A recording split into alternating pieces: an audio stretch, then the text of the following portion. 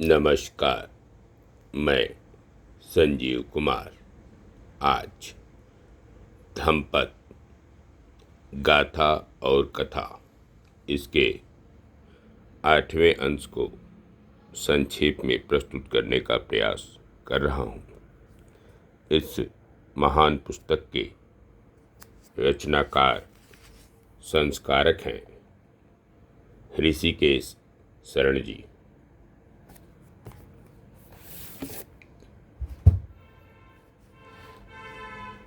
अगर हम अपना भला चाहते हैं तो हमें अपनी रक्षा करनी चाहिए।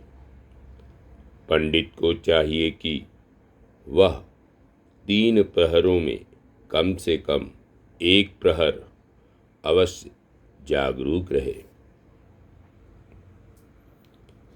बुद्धिमान पुरुष को चाहिए कि पहले वह स्वयं को उचित मार्ग में लगावे और तब दूसरों को उपदेश दे।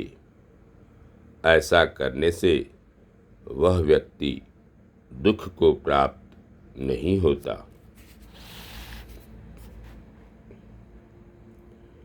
मनुष्य को दूसरों की सेवा करते समय अपने कल्याण की अनदेखी नहीं करनी चाहिए।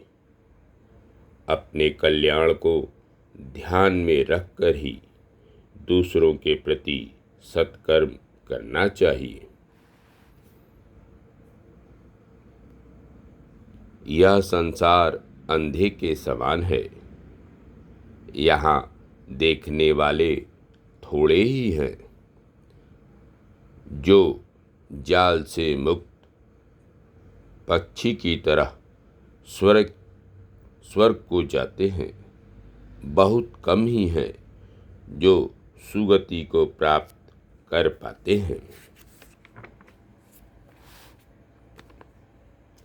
एक बार आलवी में भोजन दान समारोह के बाद बुद्ध ने शरीर की नश्वरता पर धर्म प्रवचन दिया। उन्होंने कहा, जीवन अस्थायी है और मृत्यु स्थायी और अवश्यंभावी। मौत तो आनी ही है। जीवन का अंत मृत्यु में होना ही है। जीवन शाश्वत नहीं है। मृत्यु है एक संपूर्ण सच्चाई। बुद्ध ने श्रोतागण को सदैव जागृत रहने का भी संदेश दिया और जीवन का वास्तविक सत्यता को देखने की सलाह दी। उन्होंने यह भी कहा, जैसे किसी के पास लाठी या भाला हो तो वह किसी भी शत्रु के लिए तैयार रहता है, वैसे ही जो सदैव मृत्यु के प्रति सजग रहता है वह सहजता से मृत्यु का सामना कर लेता है। संसार छोड़ने पर उसकी सुगति होती है। अनेक श्रोताओं ने उनके इस प्रवचन को गंभीरता से नहीं लिया, लेकिन एक 16 साल की पेशकार कन्या संदेश को समझ गई। वह पूरी लगन से 3 वर्षों तक मृत्यु पर चिंतन मनन करती रही। धर्म प्रवचन के बाद बुद्ध जेतवन विहार लौट आए। 3 वर्षों के बाद एक दिन बुद्ध ने अपने दिव्य चक्षु से संसार का अवलोकन किया और वह पेशकार कन्या उनकी दृष्टि में आई।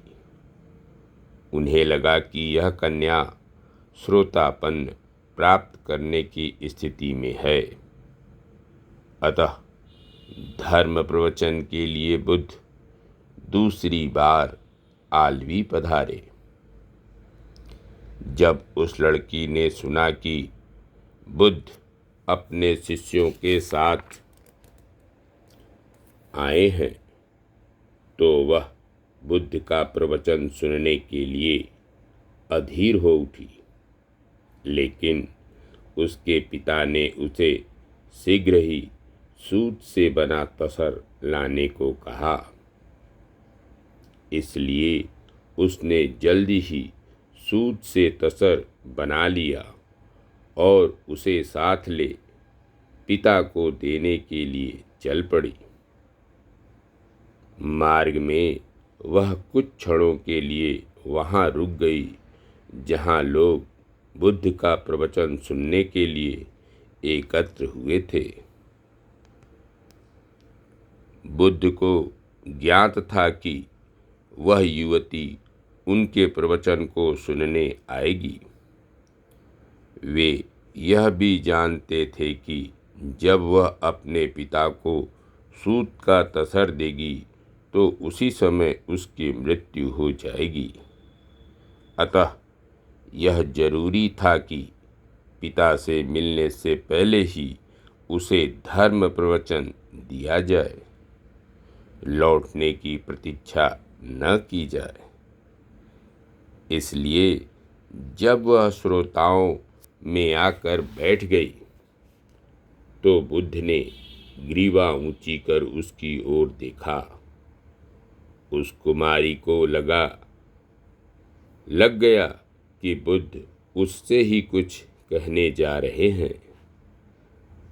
बुद्ध ने पूछा, कुमारी, कहाँ से आ रही हो?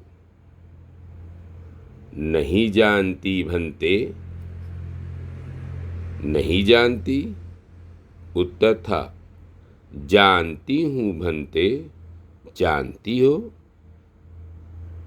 उत्तर, नहीं जानती हूँ भंते। लोगों को उसका इस प्रकार का उत्तर अटपटा लगा और कुछ को लगा कि वह बुद्ध के प्रति अपनी अश्रद्धा प्रकट कर रही है। अतः वे कुछ कहने को उठे, पर बुद्ध ने उन्हें संकेत से बैठा दिया। तब बुद्ध ने पूछा कि प्रत्येक प्रश्न का उत्तर उसने वैसा क्यों दिया था?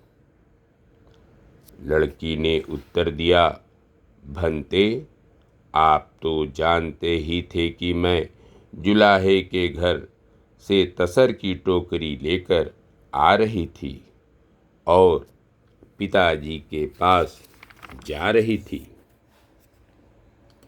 अतः मुझे लग गया कि आपके प्रश्न का भाव गंभीर है।